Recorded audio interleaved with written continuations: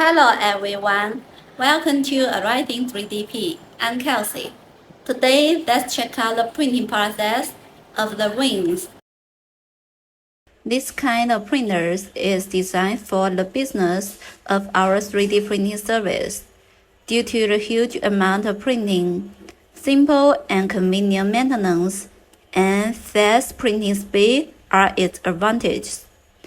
This wing is hollow and its thinnest shell is 1.5 millimeters. It's printed in PLA and the layer thickness is 0.15 millimeters.